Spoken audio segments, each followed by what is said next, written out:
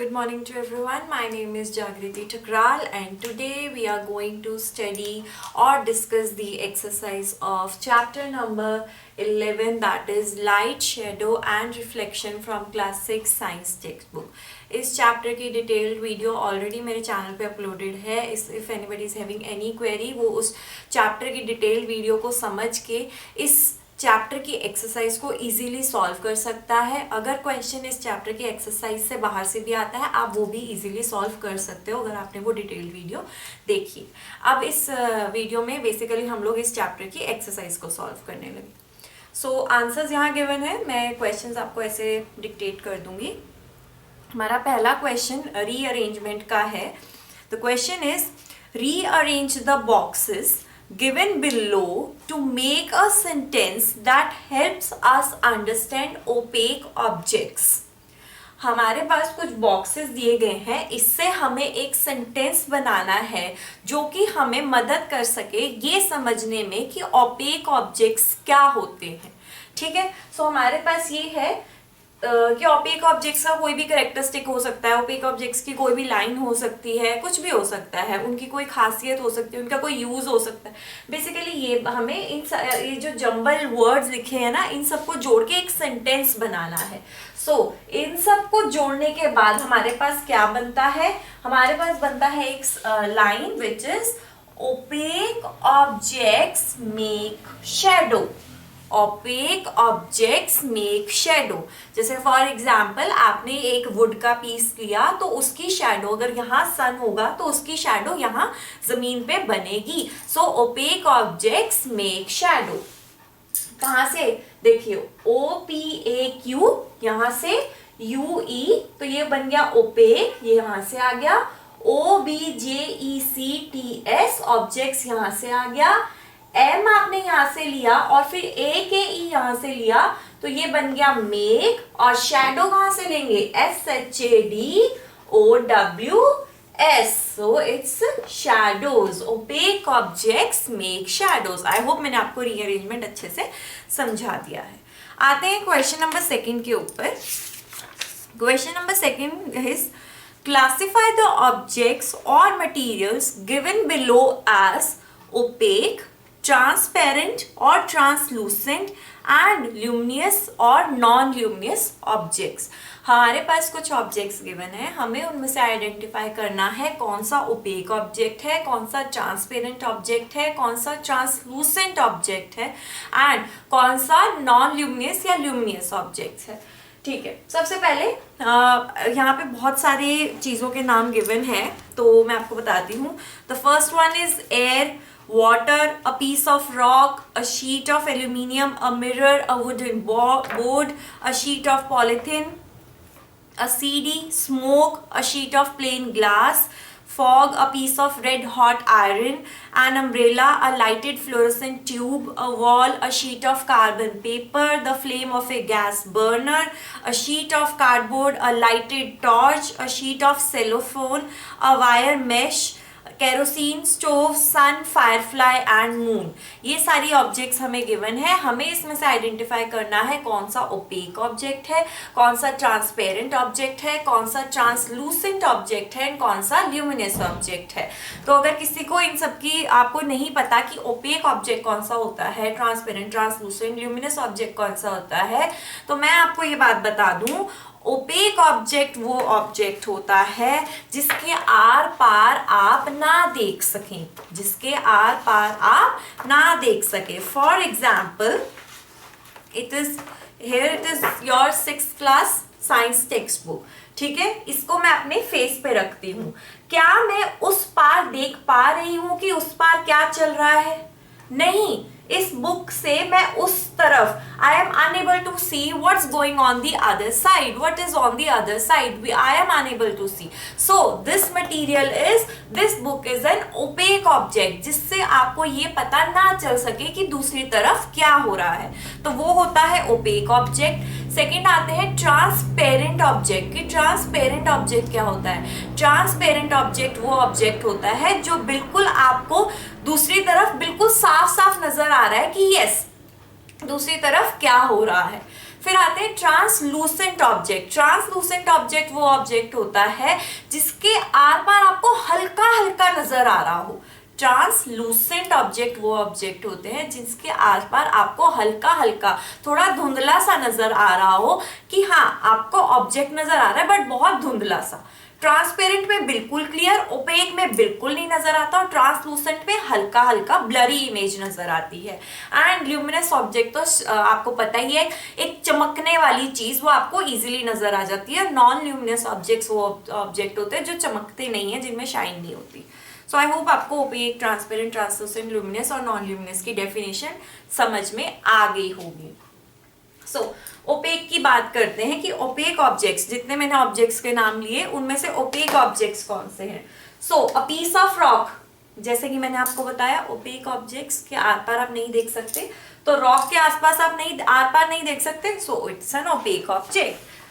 Second is an aluminium sheet. Obviously, you cannot see through the aluminium sheet, so it is also a mirror. ठीक है, mirror में आप अपने आप को देख सकते हो, पर मिरर के बैक साइड क्या हो रहा है वो आप नहीं देख सकते। So mirror is also an opaque object. Wooden board obviously आप नहीं देख सकते। CD, a piece of red hot iron, an umbrella, a lighted fluorescent tube, a wall, a sheet of carbon paper, a sheet of cardboard, a lighted torch, kerosene, stove, sun, firefly and moon। ये सारे क्या है हमारे पास opaque objects. अब ऐसा नहीं हो सकता कि एक देखिए ओपेक, ट्रांसपेरेंट और ट्रांसलूसेंट ये तो एक कैटेगरी में आ गए, बट जो ल्यूमिनस ऑब्जेक्ट्स हैं और नॉन ल्यूमिनस ऑब्जेक्ट्स हैं वो थोड़े डिफरेंट हैं। तो एक ऑब्जेक्ट ओपेक में आ जाएगा, एक ऑब्जेक्ट ट्रांसपेरेंट में आ जाएगा, एक ऑब्जेक्ट ट्रांसलूसेंट में आ जाएगा, बट ऐसा नहीं हो सकता कि जो ओपेक में आया है वो ल्यूमिनस में नहीं आ सकता। ठीक है, ओपेक, ट्रांसपेरेंट एंड ट्रांसलूसेंट एक सेट अलग है, ल्यूमिनस और नॉन ल्यूमिनस एक सेट अलग है। तो मान लीजिए अगर कोई चीज ओपेक में आ गई है तो वो जरूरी नहीं है कि वो जरूर, ये भी हो सकता है कि वो ल्यूमिनस ऑब्जेक्ट्स में भी आ जाए। कुछ ऐसी ओपेक सारी चीजें होती है जो ल्यूमिनस ऑब्जेक्ट्स में भी आ जाती हैं। ठीक है, बट ओपेक वाली चीजें ट्रांसपेरेंट और ट्रांसलूसेंट में नहीं आ सकती, ट्रांसपेरेंट वाली ओपेक और ट्रांसलूसेंट में नहीं आ सकती। ठीक है, आगे बात करते हैं ट्रांसपेरेंट ऑब्जेक्ट कौन से होते हैं। Air, water, water is so clear कि हम एक अपनी पता चल रहा होता है कि जैसे फॉर एग्जांपल आपको फिशेस नजर आती होंगी, एक पॉन्ड वगैरह में देखते होंगे, so it is transparent. A sheet of plane glass, a sheet of cellophane, तो ये सारी चीजें हैं जो आपको आर पार नजर आ जाता है ट्रांसपेरेंट में कि क्या चल रहा है। ट्रांसलूसेंट की बात करते हैं।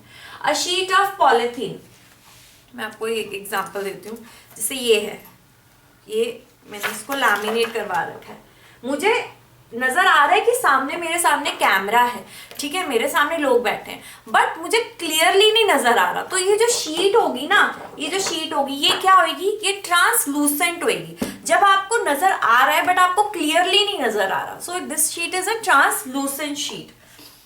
स्मोक, जब धुआं होता है आपको हल्का हल्का नजर आ रहा होता है बट लेकिन क्लियरली नहीं नजर आता। फॉग, फॉग में भी ऐसा ही होता है, धुंध में आप चला रहे होते हो, आपको पता है आगे गाड़ी है बट लेकिन आप श्योर नहीं हो, आपको ये नहीं पता चल रहा होता कौन से मॉडल की कार है, क्या नंबर है कार का, आपको ये पता है कि कार चल रही है या कोई आगे व्हीकल चल रहा है।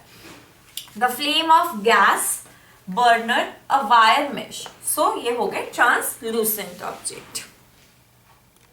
आते हैं अब हम क्लासिफाई करते हैं ऑब्जेक्ट्स को कि कौन से उनमें से ल्यूमिनस ऑब्जेक्ट्स हैं। सो ल्यूमिनस ऑब्जेक्ट्स वो ऑब्जेक्ट्स होते हैं जो थोड़े शाइन क्रिएट करते हैं, जो थोड़े चमकते हैं। So a piece of red hot iron is a luminous object, a lighted fluorescent tube is a luminous object, the flame of a gas burner, it's a luminous object, and a lighted torch is a luminous object। अब मैंने आपको एक चीज बताई थी कि ऐसा हो सकता है कि ओपेक, ट्रांसपेरेंट या ट्रांसलूसेंट इनमें से कोई भी ऑब्जेक्ट ल्यूमिनस भी हो सकता है, नॉन ल्यूमिनस भी हो सकता है। ओपेक वाला ऑब्जेक्ट ट्रांसपेरेंट या ट्रांसलूसेंट नहीं हो सकता, बट ओपेक वाले ऑब्जेक्ट ल्यूमिनस और नॉन ल्यूमिनस हो सकते हैं, ट्रांसपेरेंट वाले ऑब्जेक्ट ल्यूमिनस और नॉन ल्यूमिनस हो सकते हैं, ट्रांसलूसेंट ऑब्जेक्ट ल्यूमिनस और नॉन ल्यूमिनस हो सकते हैं। सो लाइटेड टॉर्च आपको पता है it's an opaque object, so it's also an object opaque object, but it is also a luminous object. So a lighted torch is both an opaque object, second it is a luminous object. फिर sun is also opaque object, but it is also considered into the category of a luminous object. Firefly, ठीक है, it is also considered as to be in the category of a luminous object. So यहाँ हो गया हमारा question number second खत्म. आते हैं question number third के ऊपर. Can you think of creating a shape that would give a circular shadow if held in a one way and a rectangular shadow if held in another way. आपको एक ऐसी shape को बताना है जो अगर किसी को अगर उसको एक एंगल एक या एक तरीके से पकड़े तो वो एक सर्कुलर शेप दे, ठीक है, और एक तरीके से पकड़े तो वो एक रेक्टेंगुलर शेप दे. मतलब अगर आप तरीका चेंज करेंगे तो शेप चेंज होगी. ऐसी किसी शेप के बारे में आपने बताना है. तो हमारे पास आंसर है yes, there is a shape which is a cylindrical shape. एक सिलेंड्रिकल शेप ऐसी शेप होती है अगर हम उसको एक तरीके से पकड़ें तो वो सर्कुलर शेप देगी, अगर हम उसका थोड़ा सा टिल्टेड पोर्शन करें तो हमारे पास एक रेक्टेंगुलर शेप देगी, शैडो देगी. A cylinder gives a circular shadow, a cylinder gives a circular shadow if held in one way and a rectangular shadow if held in another way. अगर हम एक cylinder को अगर किसी ऐसे तरीके से पकड़ेंगे तो वो सर्कुलर शैडो देगा अगर लाइट उस पर पड़ेगी, और अगर हम उसको थोड़ा सा टिल्टेड या थोड़ा सा दूसरे वे में पकड़ने की कोशिश करें तो वो एक रेक्टेंगुलर हमारे पास शैडो देगा. तो सिलेंड्रिकल शेप एक ऐसी शेप है जो एक तरीके से पकड़ने पे सर्कुलर शेप देती है और एक तरीके से पकड़ने पे रेक्टेंगुलर शेप देती है. आते हैं क्वेश्चन नंबर 4 के ऊपर.